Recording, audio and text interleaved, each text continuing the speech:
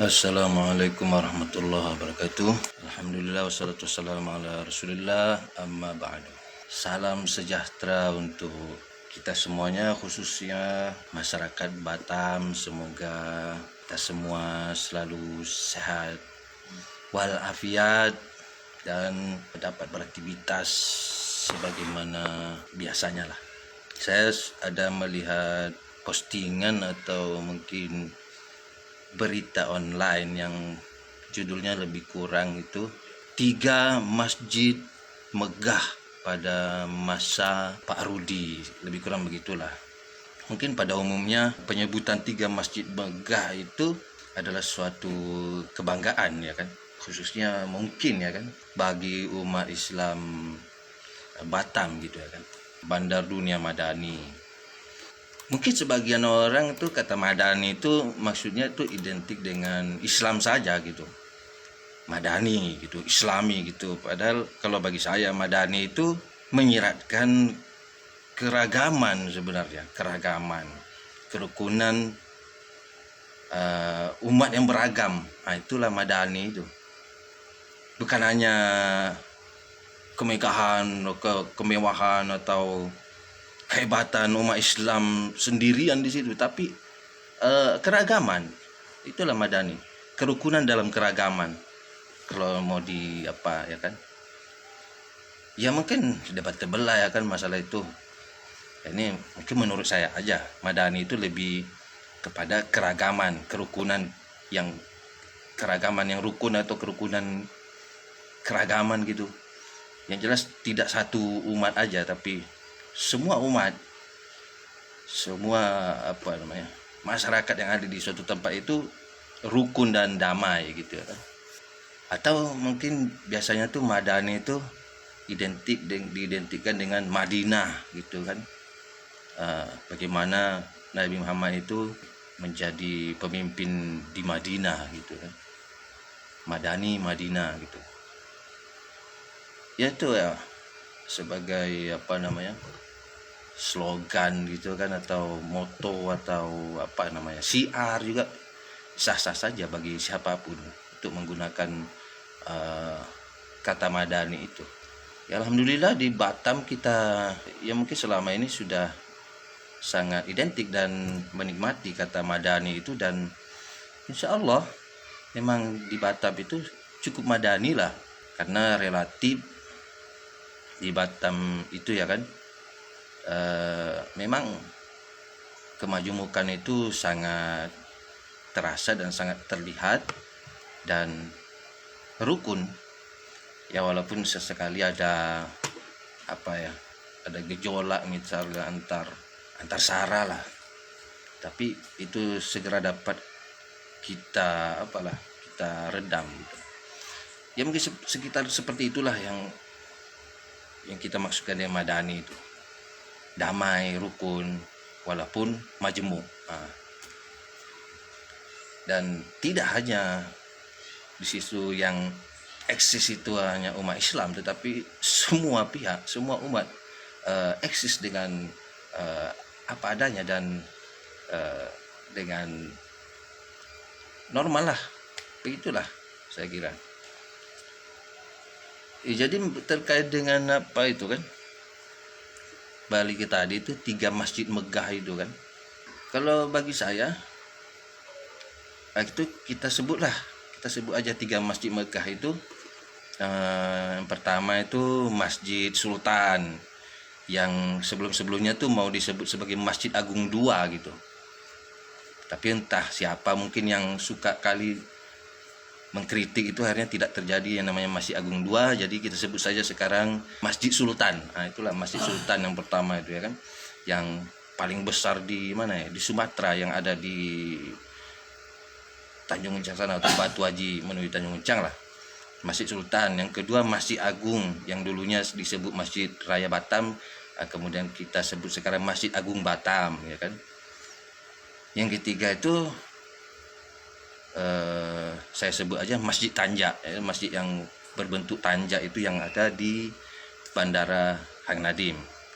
Yang jelas kalau untuk Masjid Tanja itu saya tidak mau komen, karena ya itu adalah, kalau nggak salah saya itu BP Batam yang membangunnya, dan saya tidak mau komen, dan karena itu saya kira itu adalah representasi kebijakan pusat, karena BP Batam itu bisa disebut perpanjangan pusat lah, atau bagian dari pemerintahan pusat, sehingga membangun masjid itu bagi saya ya, membangun masjid Tanja itu termasuk dalam kebijakan yang ada kaitannya dengan urusan pemerintahan absolut, yaitu urusan yang hanya menjadi wewenang pemerintahan pusat. Itulah yang disebut di dalam undang-undang pemerintahan daerah nomor 23 tahun 2014 kalau nggak salah, dan mungkin sampai hari ini belum ada perubahan, atau mungkin sudah ada perubahan, saya belum melihatnya, belum mengetahuinya. Yang itu dimana saya ya mungkin ini interpretasi saya sendiri, bahwa di dalam undang-undang tersebut disebutkan ada 6 bidang yang merupakan urusan atau wewenang, hanya wewenang pemerintahan pusat, urusan pemerintah absolut, yang diantaranya adalah bidang agama. Karena itu kemudian saya menginterpretasi sendiri, mungkin ya ini kesalahan interpretasi saya mungkin, bahwa membangun rumah ibadat termasuklah membangun masjid adalah bidang agama, sehingga saya kira yang berwenang untuk membangun rumah ibadat dari nol ya sampai selesai, sih membangun ada hanya pemerintah pusat, karena itu masuk dalam urusan pemerintahan absolut, karena itu termasuk bidang agama. Itu 6 bidang itu diantaranya bidang agama, ada bidang pertahanan, ada bidang apa lagi, itu kita tinggal lihat di undang-undang tersebut, kalau nggak salah pasal 9 dan 10 itu ada disebutkan. Ya bagi saya, kenapa membangun masjid itu atau membangun rumah ibadah itu harus masuk kategori bidang agama? Karena bagi saya itu sangat asas. Ya namanya agama tuh ya, diantara yang asas itu rumah ibadatnya. Membangun rumah ibadah, rumah Tuhan, bahkan kita sebut rumah Tuhan. Bahkan di dalam Al-Quran sendiri Allah mengatakan baiti, gitu, ada istilah baiti, rumahku. Jadi sangat asas sekali untuk kita katakan membangun rumah ibadah atau membangun masjid, membangun gereja, membangun kelenteng, itu adalah urusan bidang agama. Yang saya maksudkan di sini adalah pembangunan dari nol, gitu, dari nol, bukan pos bantuan gitu, atau hibah atau yang lain-lainnya, yang itu memang ada di APBD juga ada itu, bantuan ke gereja misalnya, bantuan ke kelenteng, bantuan ke masjid, bantuan kemana, itu ada saja di APBD dan itu sah-sah saja. Tapi yang saya maksudkan ini membangun dari nol, semuanya dibangun atau dianggarkan dari yang namanya APBD, mulai dari perencanaannya, mulai dari apanya gitu, konstruksi, dan sampai selesai gitu. Itu yang saya maksudkan, ada perbedaan antara membangun itu dan membantu gitu. Selama ini kan mungkin ya pengurus-pengurus rumah ibadat, baik itu pengurus masjid maupun pengurus gereja dan rumah ibadah lainnya, sudah paham, sudah biasalah dengan yang namanya bantuan dari pemerintah atau bantuan dari APBD. Itu yang selalu saya menjadi pemikiran saya menjadi kekhawatiran saya sendiri aja mungkin, mengenai pertama itu Masjid Sultan itu. Karena yang saya lihat secara kasat mata, Masjid Sultan itu betul-betul dibangun oleh pemerintah Kota Batam, Pemko Batam, dan betul-betul didanai dari nol gitu, dari APBD gitu, sampai selesai mungkin nantinya ya kan. Bukan seperti yang biasanya itu pos bantuan ini, bantuan masjid ini, bantuan gereja ini gitu, beda gitu. Ini khusus dia karena dibangun dari nol dengan anggaran dari APBD yang angkanya itu miliar, 400 miliar atau lebih gitu. Nah, jadi itulah kekhawatiran saya tuh apa? Kekhawatiran saya tuh, saya khawatir ini pembangunan Masjid Sultan ini secara undang-undang itu nanti dapat dianggap melanggar undang-undang karena itu tadi, kalau interpretasi saya atau penafsiran saya itu misalnya, katakanlah misalnya benar gitu kan, bahwa itu adalah urusan pemerintahan absolut, hanya misalnya itu hanya benar-benar hanya pemerintah pusat yang boleh membangun masjid seperti itu dari nol, ya nanti bisa-bisa dianggap ini sebagai pelanggaran undang-undang karena pemerintah yang membangun itu adalah pemerintah kota, bukan pemerintah pusat. Itu dari segi undang-undang yang sebenarnya saya sendiri hanya suka sok tahu aja, dan itu tentu para pakar hukum lah yang bisa menjelaskan apanya gitu kan, atau meluruskan pemahaman saya gitu ya, karena saya mungkin terlalu khawatir karena pembangunan Masjid Sultan itu menyangkut anggaran yang sangat besar bagi saya, 400 miliar. Dan sampai saat ini mungkin belum selesai betul, dan mungkin nanti bisa saja ada kendala akhirnya di dalam kelanjutan pembangunan Masjid Sultan itu. Kalau soal kalau soal identitas saya sebagai seorang muslim sendiri, saya kira tidak perlu diragukan bagaimana persepsi saya terhadap sebuah masjid gitu, karena saya sendiri selama ini 10 tahun lebih saya sebagai pengurus dan terlibat dalam istilahnya Dewan Masjid Indonesia Kota Batam, DMI Batam maupun DMI Kepri, saya ya pengurus lah. Saya terlibat sebagai pengurus, bahkan sebagai tenaga operasional, tenaga yang mengurusi apa gitu kan. Jadi ya saya tidak main-main sebenarnya bicara mengenai masjid ini, atau bukan sekedar mau koar-koar saja, karena ini menurut saya sangat urgen untuk dipertimbangkan juga, walaupun mungkin saya saja yang terlalu khawatir ya kan. Sebelumnya saya malah ini menjadi tim legalitas Masjid Kota Batam gitu. Saya waktu itu sebagai sekretaris tingkat kota, waktu itu almarhum Pak Artis Rasi itu sebagai ketuanya. Innalillah, beliau meninggal dunia waktu itu di Mekah. Saya sebagai sekretaris tim legalitas masjid itu waktu itu ya, sampai ya bubar lah, belum ada yang menerima dokumen yang diurus oleh tim kecamatan. Dalam waktu itu, dalam keadaan seperti itu, bisa dibilang semua masjid yang ada di Batam itu belum punya legalitas yang lengkap gitu, belum ada.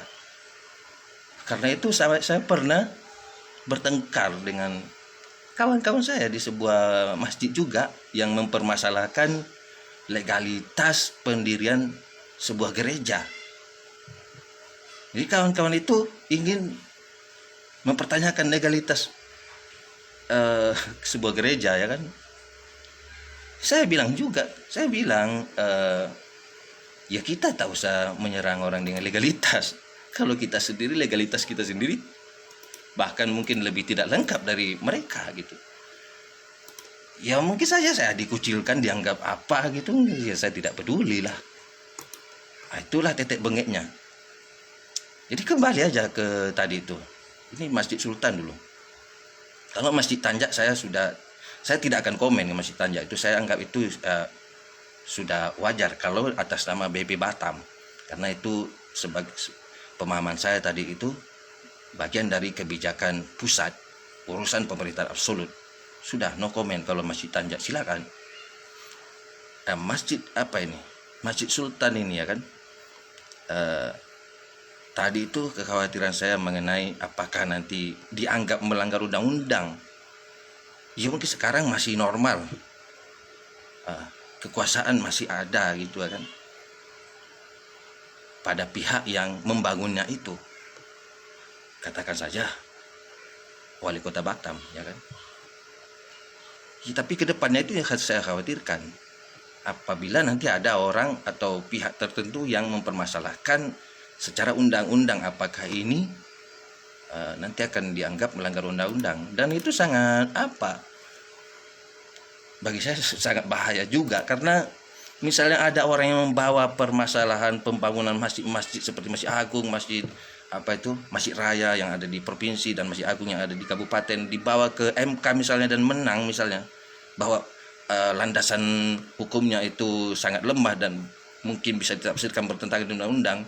Ini bahaya karena terlalu banyak sudah kabupaten dan provinsi yang membangun masjid itu sebesar-besar gitu, rata-rata besar lah ya kan, dan menjadi aset aset daerah misalnya, yang pembiayaannya terus-menerus akan sangat besar pembiayaannya itu. Itu yang saya khawatirkan. Misalnya nanti dianggap itu sebagai, ternyata ini di luar konteks kita ini mencintai masjid atau kita sebagai syiar, sebagai umat Islam. Tapi ini masalah undang-undang ya kan. Apabila itu nanti dianggap oleh undang-undang, misalnya dianggap sebagai pelanggaran undang-undang atau pelanggaran aturan, itu tetap menjadi diadopsi oleh agama Islam itu sendiri sebagai sesuatu yang tidak boleh alias haram juga ujung-ujungnya, karena mentaati ulil amri bagian dari agama. Itu yang saya khawatirkan. Mungkin harus ada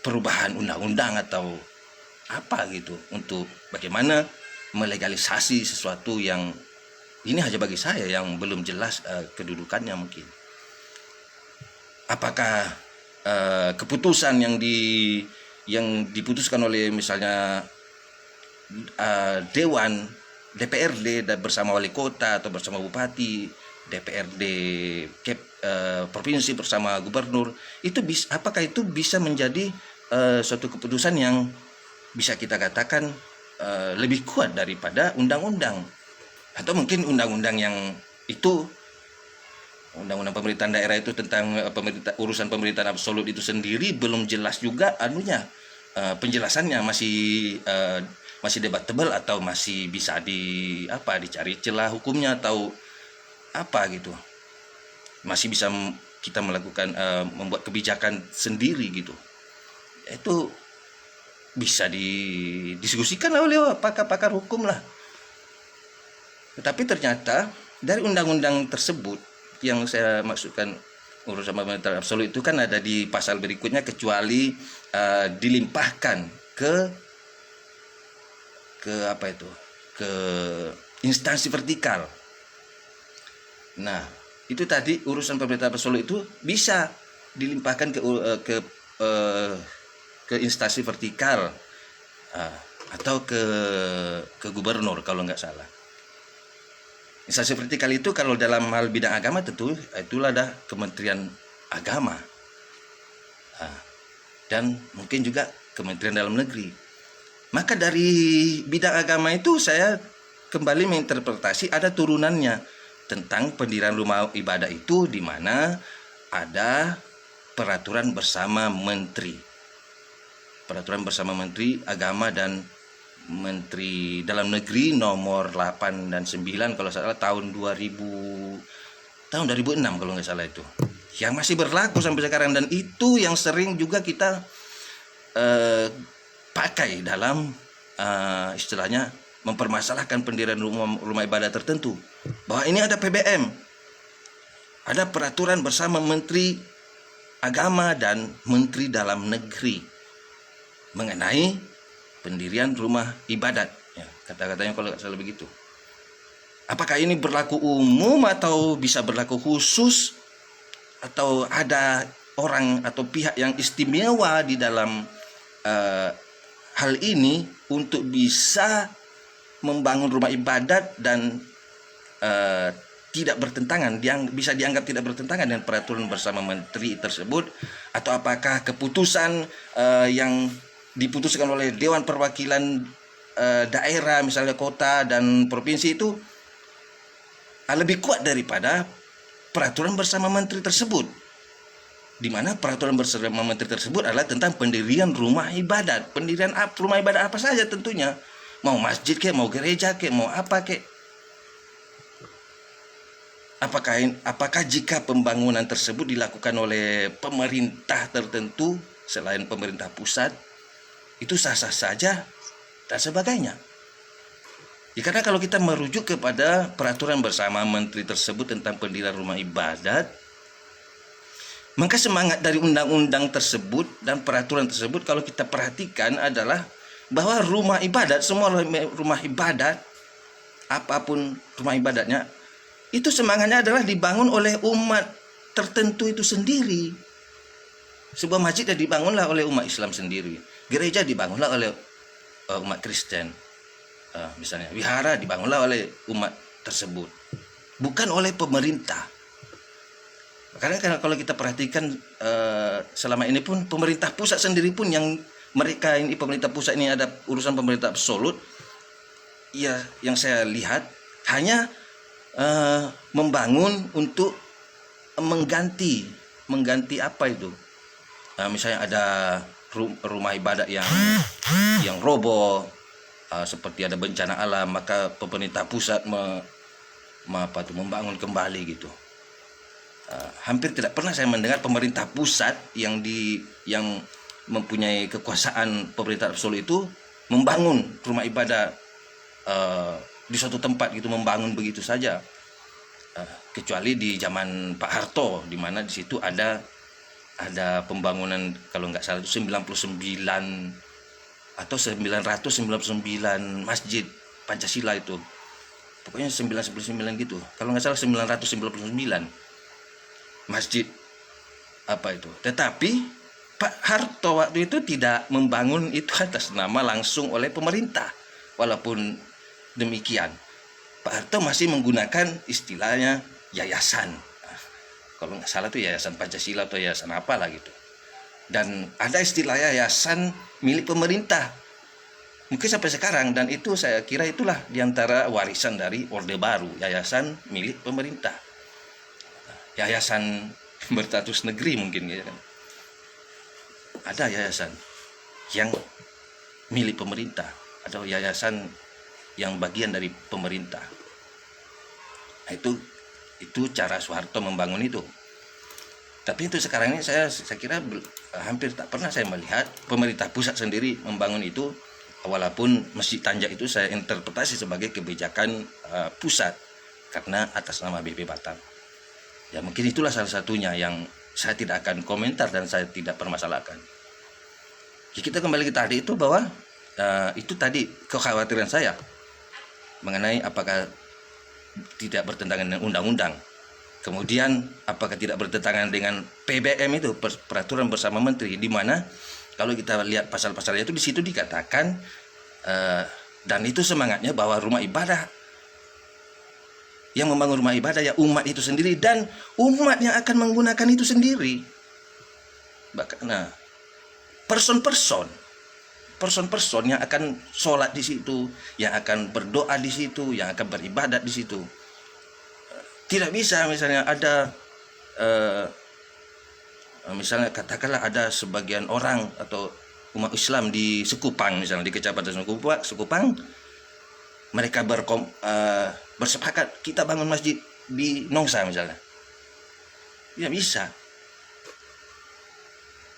Harus orang Nongsa itu sendiri yang apa. Nanti di situ disebutkan lagi harus ada 90 orang minimal umat yang akan menggunakan itu rumah ibadat. Itu di dalam peraturan bersama menteri itu. Ada 90 orang jamaah di situ. Dimulailah dari tingkat apa itu? Tingkat kelurahan. ada 90 orang. Makanya kalau umat Islam, khususnya karena mayoritas di Batam itu ya agak-agak luas gitu, karena dalam satu kelurahan pun ada, dalam satu RT pun kadang lebih dari 90 orang. Jadi bisa 2 masjid di situ ya kan. Sementara di saudara kita yang lain, misalnya di Kristen, mereka mengalami kesulitan karena ya kadang faktor jumlah orangnya itu. Misalnya di satu perumahan kadang-kadang hanya 10 orang, atau di satu apa gitu kan. Akhirnya nanti harus mencari ke kecamatan gitu, karena di kelurahan mereka tidak cukup. Di kecamatan mungkin barulah mereka cukup 90 orang. Akhirnya barulah mereka bisa membangun rumah ibadah yang tingkatnya kecamatan. Seperti itu selanjutnya. Atau kalau di suatu provinsi misalnya, kalau kita terlalu ketat dengan PBM itu juga di satu sisi, ya sangat susah juga bagi saudara kita yang lain, umat agama yang lain, misalnya di satu provinsi. Bahkan di satu provinsi kalau tidak cukup 90 orang, kalau kita terlalu ketat, akhirnya tidak bisa mereka membangun rumah ibadat ya kan. Belum lagi nanti setelah 90 itu nanti ada 60 orang lagi yang akan merestui atau merekomendasi dari agama yang lainnya, yang ada di situ, bukan di mana-mana. Itu diantara poin-poinnya yang bisa kita baca sendirilah di apa itu peraturan bersama menteri tentang pendirian rumah ibadah itu. Di situ juga ada tentang FKUB ya kan. Di situ nanti akan 90 orang itu harus ada menyetor apa dokumen di KTP-nya gitu kan. Jadi kalau kita mau mempermasalahkan rumah ibadah itu sangat jelas, kita tinggal merujuk aja ke PBM tersebut. Itulah yang selalu terjadi di masyarakat. Alhamdulillah di Batam selama ini dengan adanya FKUB yang cukup apa gitu, cukup eksis, selalu dapat diselesaikan permasalahan tersebut. Nah, di dalam peraturan tersebut, katakanlah tadi ini adalah turunan daripada undang-undangnya tadi, sudah dilimpahkan ke institusi vertikal, yaitu Kementerian Agama dan Kementerian Dalam Negeri. Mereka mendapatkan pelimpahan untuk masalah bidang agama dan khususnya masalah pendirian rumah ibadat tersebut. Kalau kita lihat di situ, pemerintah daerah, dalam hal ini pemerintah provinsi dan kabupaten kota, itu tidak ada wewenang mereka untuk membangun rumah ibadat. Tidak ada. Misalnya di situ tidak disebutkan, ada di situ juga ada diatur apa tugas dan wewenang pemerintah daerah di dalam peraturan tersebut. Tidak ada disebutkan bahwa pemerintah daerah itu bisa membangun rumah ibadat gitu, tidak ada. Itu mungkin kita katakan dibatasi atau tidak diberi wewenang gitu kan. Wewenangnya nanti hanya ada kalau terjadi sengketa. Terjadi sengketa antar umat beragama misalnya, atau antar intra umat beragama pun bisa terjadi, atau katakanlah antar umat beragama, misalnya pembangunan sebuah rumah ibadat yang menjadi sengketa di situ. Di situ peran pemerintah daerah di situ harus bisa menyelesaikan itu dan memberi solusi. Solusinya itu ya misalnya mencari lokasi lain yang bisa menyelesaikan permasalahan sengketa ini. Misalnya di sebuah perumahan ada dua umat beragama yang bersengketa gara-gara akan membangun rumah ibadah di situ. Situlah peran FKUB dan pemerintah untuk memberikan solusi. Misalnya tanahnya pindah ke mana gitu kan, yang mungkin misalnya kalau rumah ibadah itu tingkatnya kecamatan, tanahnya bisa lokasinya pindah yang selama tidak keluar dari kecamatan dan sebagainya lah. Bagaimana kesepakatan antar petinggi-petinggi itulah, baik pemerintah, FKUB maupun tokoh-tokoh umat beragama tersebut. Disitulah peran pemerintah hanya sebagai fasilitator gitu. Pindahkan lokasinya misalnya di sana gitu ya, memberikan alokasi lahan yang kira-kira tidak akan terjadi lagi yang namanya sengketa atau pertengkaran gitu. Ya kalau pemahaman saya seperti itu di dalam PBM sendiri yang saya interpretasi sebagai turunan dari urusan absolut tadi, itu sendiri tidak ada yang namanya wewenang pemerintah daerah itu membangun rumah ibadat apapun bentuknya. Khususnya di umat Islam. Umat Islam ini mengenal, kalau saya tidak lupa itu ada Masjid Istiqlal, ada Masjid Nasional itu di pusat sana. Terus ada turun lagi Masjid Raya. Masjid Raya itu masjid tingkat provinsi. Kemudian turun lagi namanya Masjid Agung, masjid tingkat kabupaten kota. Kemudian turun lagi ke masjid besar, masjid tingkat kecamatan. Turun lagi masjid jami, masjid tingkat kelurahan. Sementara di dalam kita sebagai kalangan umat Islam tuh sesuatu bangunan yang kita sebut masjid itu, masjid adalah tempat, bedanya dengan musola itu karena masalah Jumatan. Jadi kalau sudah dipakai Jumatan udah jadi masjid. Kalau nggak dipakai Jumatan kita sebut musola atau langgar atau apa, surau gitu. Ini ada di dalam ini sebagai kebijakan dari Kementerian Agama. Kita sebut saja ini yang namanya tipologi masjid. Tipologi masjid, tingkatan masjid yang itu hanya bagi saya itu sebagai satu khazanah atau syiar juga, dan seni manajemen masjid juga. Tetapi surat keputusan Dirjen Bimas Islam tersebut tentang tipologi masjid tersebut bukanlah sebuah perintah, bukan sebuah perintah kepada pemerintah daerah untuk membangun masjid tersebut. Bahkan saya bilang, kalau bagi saya Kementerian Agama sendiri tidak punya wewenang membangun secara apa gitu, membangun rumah ibadat secara apa gitu, mau bangun rumah ibadat gitu, tidak bisa, tidak ada wewenang. Mereka hanya, Kementerian Agama sendiri pun hanya memfasilitasi, memediasi dan seterusnya. Kalaupun ada nanti misalnya pembangunan kantor, misalnya pembangunan kantor wali kota, pembangunan kantor bupati yang di situ ada rumah ibadat, itu ada undang-undang lain tentang aset negara itu beda, konteksnya beda.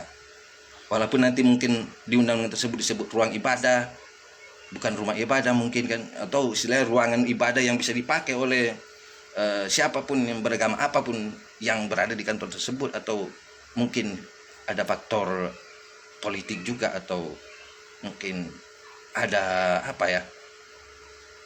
ada faktor lainnya juga.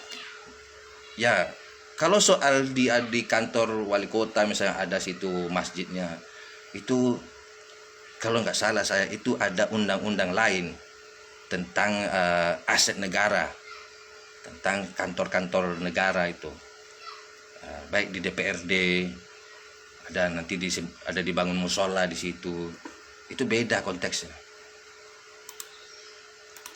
Jadi itu tadi, itulah diantara kekhawatiran saya tadi, apakah nanti dianggap melanggar undang-undang, kemudian apakah dianggap bertentangan dengan PBM itu sendiri, peraturan bersama menteri itu sendiri, di mana dalam hal PBM tersebut di situ sudah diatur, ada pasal-pasalnya. Pemerintah ada jelas di situ, tugas pemerintah daerah di situ jelas. Yang kalau saya simpulkan hanya sebagai fasilitator, kan sebagai pihak yang membangun rumah ibadat tersebut, tertentu tersebut. Kemudian kalau kita merujuk kepada khususnya umat Islam, kepada SK Dirjen Bimas Islam tentang tipologi masjid itu, kalau kita baca itu bukan perintah membangun masjid, tetapi hanya acuan penilaian terhadap masjid yang sudah ada, yaitu masjid yang dibangun oleh umat Islam itu sendiri atau oleh masyarakat. Misalnya di Batam Center belum ada Masjid Agung, pemerintah setempat tinggal mencari, melihat di sini di mana masjid apa di sini yang dibangun oleh masyarakat yang layak diangkat menjadi atau ditetapkan sebagai Masjid Agung. Begitulah saya melihatnya bahwa SK Dirjen Bimas Islam tersebut hanya sebagai acuan penilaian terhadap masjid yang sudah ada untuk ditetapkan atau diangkat atau dilantik sebagai masjid tipologi tertentu, misalnya Masjid Agung.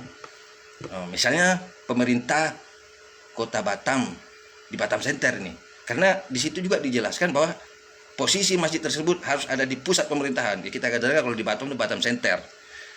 Wali Kota Batam atau pemerintah kota tinggal melihat ini di Batam Center ini ada berapa masjid. Misalnya taruhlah masjid mana yang paling besar. Oh, masjid misalnya masjid yang ada di Duta Mas misalnya. Oke, kita lihat ke sana. Oh, di sana ternyata sudah memenuhi syarat, tinggal 1-2 syarat aja yang belum misalnya. Oke, kita tetapkan dia sebagai Masjid Agung Kota Batam misalnya. Ruhnya ruhnya peraturan undang-undang itu seperti itu. Saya melihatnya bahwa masjid atau rumah ibadah apapun itu dibangun oleh umat sendiri. Bahkan kalau kita mengacu kepada PBM itu adalah umat yang akan sholat, yang akan beribadah di situ sendiri. Yang minimal 90 orang tadi. Person. Bukan lembaga tertentu awalnya. Itulah yang kemudian membentuk panitia dan mengurus izin dan seterusnya lah. Itulah yang mungkin selama ini ya saya sendiri tidak terlalu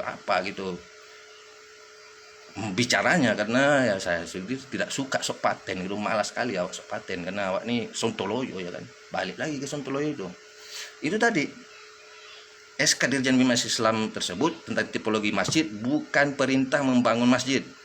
Situlah ada istilah masjid agung, situlah ada istilah masjid raya. Jadi tidak bisa itu dijadikan acuan bahwa di sini belum ada masjid, kita bangun masjid. Belum ada masjid agung nih. Wah, ini kita harus membangun masjid agung.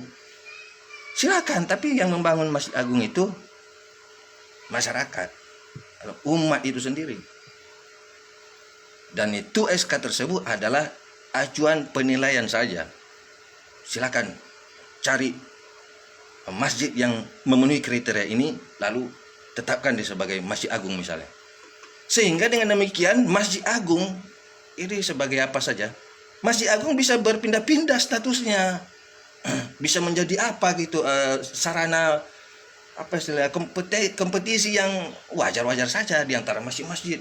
Misalnya mungkin 5 tahun ini masjid misalnya taruhlah Masjid Al-Ikhlas namanya, yang ada di misalnya di kita inilah sekitar Batam Center misalnya masjid yang ada di Duta Mas, kalau dia sudah memenuhi syarat dia menjadi masjid agung. Mungkin 10 tahun kemudian ada masjid yang lebih hebat, yang lebih memenuhi syarat ini. Bisa aja mungkin oleh rekomendasi DMI, rekomendasi MUI, rekomendasi ormas-ormas Islam lainnya. Ini yang lebih tepat dijadikan di masjid agung. Pindah. Ini masjid agung yang ada di ini? Ternyata di legenda masjid yang ada di legenda itu lebih agung misalnya. Lebih agung dari masjid yang di Duta Mas itu. Dipindah ininya. Statusnya predikat itu bisa berpindah ke masjid yang lain, kan menjadi sesuatu yang bagus itu sebagai khazanah manajemen masjid juga, sehingga masjid agung tidak begitu dibangun oleh pemerintah itu terus masjid agung tidak hanya bisa begitu, bahkan masjid agung itu bisa pindah-pindah predikatnya itu kalau memang terlalu gitu. Jadi itu yang saya khawatirkan. Dan masjid agung itu di dalam SK tersebut, ya kalau memang pemerintah selama ini merujuk ke situ, hanya satu saja. Tidak ada istilahnya masjid agung 1, masjid agung 2, tidak ada. Dan dari penetapan tersebut, apa untungnya sebuah masjid ditetapkan sebagai masjid agung? Di situ dikatakan dapat mendapatkan bantuan dari pemerintah. Situ bantuan dari pemerintah, bantuan operasional ya secukupnya lah, misalnya menggaji karyawannya, untuk gaji karyawannya atau untuk gitu kan, yang tidak terlalu tidak terlalu miliar-miliar gitu angkanya mestinya, sehingga tidak menimbulkan tidak menimbulkan perasaan tak enak atau perasaan mengistimewakan sesuatu rumah ibadat. Ya misalnya perasaan umat agama lain lah, misalnya dalam hal ini masjid misalnya. Kita juga harus mempertimbangkan bagaimana perasaan umat agama lain, terutama jika sebuah masjid yang dibangun oleh dengan APBD misalnya 400 miliar gitu kan. Kemudian mau renovasi masjid aja misalnya sampai 210 miliar gitu ya kan. Bagaimana perasaan umat agama lain itu harus menjadi pertimbangan kita juga sebagai umat mayoritas yang kita selalu mengaku-ngaku sebagai umat yang rahmatan lil alamin. Jadi kita tidak hanya dari aspek kemegah-megahan dan seterusnya yang harus kita pikirkan. Bahwasanya APBD itu kalau dalam konteks beragama ya saya bilang APBD itu uang bersama milik umat beragama. Ya mungkin aja besok-besok ada yang akan komplain, kalian bangun masjid dari nol nih, benar-benar kalian bangun masjid dari nol sampai selesai. Kami juga mau dibangun rumah ibadat kami. Apalagi kalau orang tuh bilang kan, yang paling banyak nyumbang APBD itu kami. Macam mana kita? Apa yang mau kita bilang? Kita lupakanlah dulu soal yang namanya mungkin bertentangan dengan undang-undang. Kita bicara fair-fairan aja. Bagaimana? Nah, itu yang saya bilang kemarin. Kalau saya sebagai umat mayoritas, saya malu. Saya tuh malu, tidak ada bangga-bangga sedikit pun kalau ada masjid yang besar-besar itu dibangun dari APBD, karena kita mayoritas. Sementara umat minoritas bisa bangun rumah ibadatnya yang terbesar di Asia Tenggara dengan uang mereka sendiri. Kita sebut minoritas. Kita mayoritas yang banyak ini tak bisa bangun sendiri. Ya kan, karena itu kalau saya malu, saya tidak bangga, saya malu. Ya mungkin karena saya sontoloyo dan aneh, sinting, gila gitu. Otak saya udah terbalik mungkin ya kan. Nah itulah yang perlu saya sampaikan. Jadi selama ini kritik-kritik saya itu adalah kekhawatiran saya untuk 10-20 tahun yang akan datang. Bagaimana kalau politik berubah, kekuasaan berubah, siapa yang akan mengurus sebuah masjid yang dikatakan luasnya itu 4 hektar yang bisa menampung uang umat 25.000. Kalau memang itu bisa dimanage secara hebat gitu, kedepannya mungkin yang 25.000 orang itu, misalnya tiap hari Jumat 25.000 orang bisa sholat di Masjid Sultan ya kan, balik lagi ke Masjid Sultan, nyumbang 100.000 aja lah, 25.000 nih kali 100.000 itu bisa dibalikkan itu uang APBD itu. Ya mungkin sinting saya cara berpikir saya. Belum lagi ini untuk kalangan ulama MUI Batam dan tokoh-tokoh ulama Batam lah. Mungkin saja nanti ke depannya itu Masjid Sultan itu akan terjadi implikasi terhadap fikih. Nah, sehingga masjid-masjid yang ada di sekitar Masjid Sultan itu bisa turun pendidikan menjadi musola aja. Misalnya tidak usah lagi sholat Jumat di masjid-masjid yang ada di sekitar itu. Masjid sholat Jumat cukup di Masjid Sultan aja. Itu bisa dilakukan ijtihad sampai seperti itu. Bahkan saya mendengar kabar atau ada yang menyampaikan saya di satu tempat yang ada masjidnya besar itu yang sudah terkenal juga, itu masjid-masjid di tempat lainnya tuh yang di sekitar itu turun predikatnya bahkan menjadi cuma TPQ aja, tidak dipakai lagi sholat. Ya karena ada masjid yang besar. Karena kalau masjid yang besar itu orang-orang di sekitar itu yang ada masjid-masjid itu tetap tidak pergi ke situ, ya tetap kosong juga masjid besar itu ya kan. Jadi tadi itulah, kalau orang mau mempermasalahkan sebuah rumah ibadat, tinggal itu Pak, kembali ke PBM. Nah, tinggal kita menjawab aja apakah tidak bertentangan dengan PBM apa yang kita lakukan, itu saja. Atau apakah kita punya kekhususan, misalnya sebagai mayoritas misalnya. Itulah di antara yang saya ingin katakan ya, secara zigzag ya, secara kacau balau aja lah. Dan untuk itu Masjid Sultan memang terlalu banyak yang pembicaraan saya tentang Masjid Sultan itu yang mungkin ya saya sendiri ya banyak keliru lah. Tapi itulah kekhawatiran saya. Kemudian mengenai apa ini? Mengenai rencana renovasi Masjid Agung itu. Ya kalau bagi saya Masjid Agung itu masih oke-oke saja. Tidak ada yang rusak Masjid Agung itu. Paling-paling Masjid Agung itu hanya mengenai daya tampung. Karena saya sering juga sholat Jumat di situ, dan adalah yang mungkin ya tapi tertampung juga, tetap sholat juga orang di situ semuanya, berapapun yang datang. Belum pernah saya lihat ada orang berdiri di luar. Kenapa berdiri di luar? Karena tidak tertampung. Masih tertampung. Atau katakanlah memang ada masalah tentang daya tampung lah. Masjid Agung yang di Batam Center itu ya kan. Ya kalau masalah daya tampung tinggal dilihat aja berapa kurangnya, berapa orang yang tidak tertampung kalau Jumat misalnya. Misalnya 1.000, 2.000 atau 3.000. Tinggal ditambah aja. Misalnya seperti tenda, semacam tenda permanen misalnya, atau penambahan daya tampung aja. Misalnya ada yang lantai yang akan dinaikkan lagi, bisa saja. Tapi tidak perlu mengubah bentuknya sampai ingin merasakan megah gitu ya kan. Hanya bermegah-megah itu saya kira itu tidak pantas. Ya Masjid Agung Batam bagi saya masih oke-oke saja, masih bagus-bagus saja, dan baru juga direnovasi apanya itu kan, atapnya itu kan. Fine-fine aja Masjid Agung Batam itu. Apanya yang rusak? Jadi saya cuman saya ini walau alam, saya ini bukan ulama, bukanlah apa gitu kan, bukan ustadz, bukan ulama lah. Saya sontoloyo, saya ini umat Islam yang sontoloyo, yang bodoh lah. Ya tapi saya itulah yang saya lihat Masjid Agung Batam itu masih bagus, tidak rusak, dan tidak perlu renovasi yang berlebihan.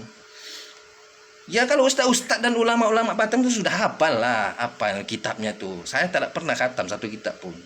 Nabi sendiri kan bilang, ma umirtu bitasdidil masajid. Aku tidak disuruh untuk melebih-lebihkan bangunan masjid, melebar-lebarkan, meninggi-tinggikan gitu kan. Nabi sendiri tidak disuruh. Jadi kita nih tidak usahlah terlalu kepo kadang-kadang. Nengok kita masjid di sana pakai payung-payung itu, kita bikin juga payung-payung. Entah tak tahu kita untuk apa payung ini. Beda dengan Masjid Madinah itu. Masjid Madinah dibikin payung karena lapangan yang di luar tuh sudah kepanasan orang di situ, dibikinnya payung yang bisa mekar gitu, bisa tutup. Kita buatlah pula payung-payung gitu ya kan. Padahal yang di dalamnya itu belum tentu terisi. Di dalam PBM itu dikatakan pembangunan rumah ibadah itu harus sesuai dengan kebutuhan yang nyata gitu. Kebutuhan yang nyata aja gitu. Oh, ini butuh apa? Bikin. Kalau tidak dibutuhkan di waktu itu tidak perlu dibikin. Tak perlu kita bilang ke depannya gimana. Ke depan biar orang depan sana aja yang mikirkan. Karena kalau Nabi sendiri di zamannya sudah mikir, ini ke depan ini umatku banyak.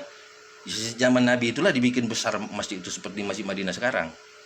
Jadi masalah itu ya apalah, terlalu remeh-temeh lah kalau terlalu kita bicarakan ya kan. Dan Masjid Agung Batam sekarang dari secara perspektif madani maupun istilahnya tuh kearifan lokal, Masjid Agung Batam yang ada sekarang ini bentuknya tuh lebih Melayu. Saya kira itu lebih bagus dipertahankan bentuknya itu. Kan kita selalu aja kalau bicara tentang rumah Melayu itu selalu merujuk ke batu besar itu, rumah 5 sepotong itu ya kan. Kan lebih mirip dengan rumah 5 sepotong itu. Kalau soal estetika atau masalah arsitektur gitu, masalah kebudayaan, Masjid Agung yang sekarang itu sudah lebih Melayu daripada masjid yang pakai kubah. Dan kalau dari sumber itu mengatakan justru kubah itu adalah tradisi arsitektur gereja. Itu saya kira juga perlu dibahas juga oleh ahli-ahli yang ada di PMK itulah. Ya karena saya sebenarnya tidak bisa apa-apa juga. Hanya rakyat biasa yang hanya menyampaikan masukan-masukan, walaupun kadang saya ngomongnya suka-suka saya lah. Ya, itu juga di antara yang perlu kita pikirkan. Masjid Agung yang ada sekarang, yang ada di Batam Center itu bentuknya itu sudah khas. Tidak perlu dirubah bentuknya itu, tidak perlu diubah-ubah. Karena itu lebih Melayu daripada masjid yang pakai kubah. Saya tidak katakan bahwa pakai kubah itu haram. Atau gimana lah. Ya karena kan di Masjid Sultan itu sudah kayak gitu, udah kubah-kubah. Ya yang Masjid Batam Center itu tak perlu lagi kubah-kubah lagi. Dan saya juga ingin sampaikan, Tak usah dulu lah bicara renovasi Masjid Agung Batam itu. Selesaikan aja dulu Masjid Sultan itu yang kalau nggak salah tuh masih ratusan miliar yang dibutuhkan. Itu aja lah dulu diselesaikan. Tidak perlu lagi tegamak sekali apa. Terlalu semangat kita bangun masjid ini yang sebenarnya tidak terlalu perlu kali. Hanya untuk memperlihatkan bahwa kita ini agamis. Karena kita ini islami gitu kan. Madani gitu kan. Madani itu kita bukan hanya satu umat. Madani itu semua umat hidup rukun, damai. Tidak ada diskriminasi, tidak ada dizalimi. Itulah Madani itu. Jangan kita hanya kita aja. Silakan aja, kalau saya silakan kita bangun masjid besar-besar, tapi umat Islam sendiri yang bangun. Tek-tekan kita 100.000 seorang, 1 juta seorang kali 1 juta umat Islam di Batam misalnya. Itu berapa uangnya? Bangunlah masjid, uruslah dan sesuai dengan undang-undang misalnya. Bangun kita situ masjid yang isinya boleh 1 juta umat di situ sholat. Yang penting kita sholat di situ terus, 1 juta umat itu sholat di situ terus. Silakan aja. Tapi kalau kita pakai APBD, pakai uang bersama tadi itu, ya kita mikir juga lah. Kadang kita ini, saya bukan apa ya kan? Karena kita sibuk kali, kopar kapir, ngejek-ngejek orang. Pikiran uangnya, enaknya kita, baru kita bangga pula tuh. Oh, ini masjid kami yang besar, dibangun dari APBD. Yang situlah bercampur semua duit bir lah di situ di APBD itu ya kan. Ya, nanti kalau kita terlalu marah pula orang, subhat. Situlah duit bir, semuanya pajak itu masuk di situ semuanya. Itu kita pakai bangun masjid rumah Tuhan itu. Dimana orang tidak bisa bilang, ya kalau orang nyumbang di Kota Amal kan kita tak tahu. Ya kalau di Kota Amal kita tak tahu. Kalau bayar pajak itu ada struknya. Inilah struk pajak dari penjualan bir. Ini struk pajak apa gitu, karaoke.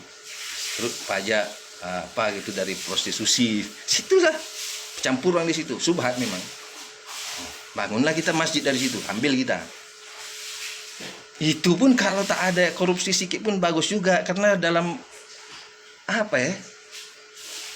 mengenai pembangunan masjid ini kenapa saya terlalu gitu, walaupun karena saya terlalu kritis gitu, karena masjid ini rumah Tuhan. Tak main-main lah kita. Tak usah main-main kita, rumah Tuhan ini. Itu kalau kita baca ayatnya, al-masjidul ussisa 'ala taqwa. Masjid itu harus usis 'ala taqwa. Harus dibangun berdasarkan ketakwaan saja. Tak ada niat-niat lain. Tidak boleh kita bangun masjid ini untuk pariwisata. Biar orang semua datang ke sini, tak boleh. Oh, ini masjid ini biar kita bangun kayak gini, biar orang bisa selfie sini. Tak boleh. Nah, masjidun ussisa 'ala taqwa. Kemudian dikatakan itu apa namanya? Fi rijalun yuhibbuna ayyatatahharun. Wallahu yuhibbul mutahhirin. Di dalamnya itu banyak rijalun. Di dalam itu laki-laki yang cinta akan kebersihan total, kesucian. Kalau kita apakan dengan keadaan sekarang, pembangunan masjid itu tidak boleh ada korupsi. Tidak boleh ada korupsi. Nah, kalau ada sesuatu yang bertentangan dengan undang-undang misalnya, itu sudah korupsi karena merugikan negara. Pemborosan. Kembali lagi ke Masjid Sultan tadi, kenapa saya terlalu kritis? Karena bagi saya Masjid Sultan itu landasannya tidak jelas dan sangat lemah. Mungkin kalaupun ada sangat lemah. Saya bisa saja meminta dokumen-dokumennya itu melalui keterbukaan informasi publik. Dulu pernah ada anggota dewan yang mau memberikan kepada saya dokumen-dokumen tentang Masjid Sultan itu, tapi dia tidak jadi kasih saya karena dia tak berani. Saya pun heran jadinya, kenapa pula tak berani orang ini? Mungkin sudah ada di kawan-kawan aktivis yang pegang itu. Jadi saya bukannya masalah itu. Bukan saya benci atau anti terhadap masjid. Supaya kita nih, kalau masalah masjid, masalah rumah Tuhan ini kita harus masalah hakikat. Nggak bisa kita main-main. Kita lihat saja lah, masjid-masjid yang Google aja sendiri, korupsi pembangunan masjid. Itu di angka 30 miliar aja sudah ada bupati yang kena korupsi. Kita lihat sana apa namanya di provinsi sana itu kan, Sumatera Selatan nggak salah, gubernurnya korupsi pembangunan masjid itu. Jadi kalau di Batam tak ada korupsi sedikit pun, alhamdulillah lah. Berarti pemerintah Batam ini betul-betul rahmatan lil alamin lah, itu tak ada korupsi, hebat gitu kan, imannya mereka kuat gitu kan, sudah apalah, dunia tak dipikirin lagi. Nah itu saya bukannya terlalu curiga kalau soal itu, silakan aja. Yang saya khawatirkan ini masalah undang-undang, masalah peraturan. Nah itulah lebih kurangnya. Kalau kawan-kawan mau menganggap saya ini apa gitu, silakan aja lah. Saya memang itulah yang saya sampaikan, dan walaupun orang yang saya dukung, pemerintahan yang saya dukung, saya tetap akan kritik kalau bagi saya ini tidak benar gitu. Jadi untuk menyingkat ini, saya apa aja lah, saya hanya bisa memberikan masukan lah kepada Pemko Batam, khususnya petinggi-petinggi Batam, ulama-ulama Batam, ustadz-ustadz Batam, umat Islam Batam lah. Dan kebetulan saya tidak di Batam ya kan. Saya kan selama ini cuma saya aja yang tidak setuju. Jadi ya bagus juga lah saya mungkin gitu. Sekarang berada di luar Batam gitu ya kan. Ya, tapi saya itulah masukan saya. Silakan selesaikan dulu. Ya bukan berarti saya setuju, tapi karena sudah terlanjur, silakan selesaikan dulu lah Masjid Sultan itu sampai selesai betul-betul, tidak ada lagi yang diperlukan dari APBD. Tidak perlu lagi keluar miliar-miliar itu dari APBD. Selesaikan dulu, baru bicara tentang renovasi Masjid Agung itu yang masih bagus-bagus saja gitu ya kan. Tak ada yang rusaknya, kecuali ada konsultan yang sudah meneliti ini rusaknya sekian parah gitu ya, silakan aja. Yang bagi saya tidak rusak itu masih wajar, masih oke aja untuk dipakai, dan itu sangat Melayu dia bentuknya sekarang itu. Tak perlu dirubah-rubah, sangat Melayu.